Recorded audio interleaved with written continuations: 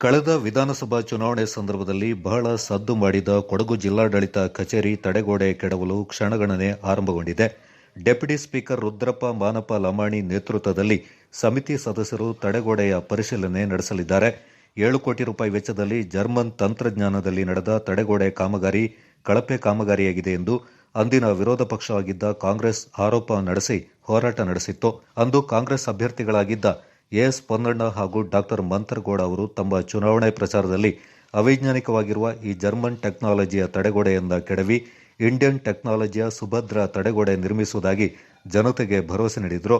ಅಂದಿನ ವಿರೋಧ ಪಕ್ಷದ ನಾಯಕರಾಗಿದ್ದ ಸಿದ್ದರಾಮಯ್ಯವರು ಸದನದಲ್ಲಿ ಈ ವಿಚಾರವನ್ನು ಪ್ರಸ್ತಾಪ ಮಾಡಿ ಅಂದಿನ ಆಡಳಿತ ಪಕ್ಷ ಬಿಜೆಪಿಯ ವಿರುದ್ಧ ಕಟು ಟೀಕೆ ಮಾಡಿದ್ರು. ಕಾಂಗ್ರೆಸ್ ಮುಖಂಡ ತೆಂದಿರ ಮೈನಾ ಅವರು ಹರಸಾಹಸದಿಂದ ಈ ಪ್ರಕರಣವನ್ನು ದಾಖಲೆ ಸಮೇತ ಬಯಲು ಮಾಡಿದರು. ನಂತರ ಚುನಾವಣೆ ನಡೆದು ರಾಜ್ಯದಲ್ಲಿ ಕಾಂಗ್ರೆಸ್ ಅಧಿಕಾರಕ್ಕೆ ಬಂತು. ಡಾ ಮಂತರಗೌಡ ಹಾಗೂ ಪೊನ್ನಣ್ಣ ಅವರು ಶಾಸಕರಾಗಿ ಆಯ್ಕೆಗೊಂಡರು. ತಡೆಗೋಡೆ ನಿರ್ವಹಣೆ ಹೊತ್ತ ಇಂಜಿನಿಯರ್ ಅಮಾನತಿಗೆ ಒಳಗಾದರೆ ಈ ಕಾಮಗಾರಿಗೆ ಸಂಬಂಧಪಟ್ಟ ಸಹಾಯಕ ಕಾರ್ಯಪಾಲಕ ಅಭಿಯಂತರರು, ಸೂಪರಿಂಟೆಂಡೆಂಟ್ ಇಂಜಿನಿಯರ್, ಮುಖ್ಯ ಇಂಜಿನಿಯರ್ ಅವರು ವರ್ಗಾವಣೆ ಶಿಕ್ಷೆಗೆ ಒಳಪಟ್ಟರು. ಮಡಿಕೇರಿ ಕ್ಷೇತ್ರದ ಶಾಸಕರಾದ ಡಾ ಮಂತರಗೌಡ ಅವರು ಪ್ರಥಮ ಅಧಿವೇಶನದಲ್ಲಿ ಡಿಸಿ ಕಚೇರಿ ತಡೆಗೋಡೆ ಅವೈಜ್ಞಾನಿಕವಾಗಿದ್ದು ಯಾವತ್ತಾದರೂ ಬಿದ್ದು ಅನಾಹುತ ಸಂಭವಿಸಲಿರುವುದರಿಂದ ಸುಭದ್ರ ತಡೆಗೋಡೆ ನಿರ್ಮಾಣಕ್ಕೆ ಸದನದಲ್ಲಿ ಒತ್ತಾಯ ಮಾಡಿದರು. ಈಗ ಡಾ ಮಂತರಗೌಡ ಒತ್ತಡದಿಂದ ಸರ್ಕಾರ ನವೀನ ತಂತ್ರಜ್ಞಾನವನ್ನು ಬಳಸಿ ತಡೆಗೋಡೆ ನಿರ್ಮಾಣಕ್ಕೆ ಮುಂದಾಗಿದೆ.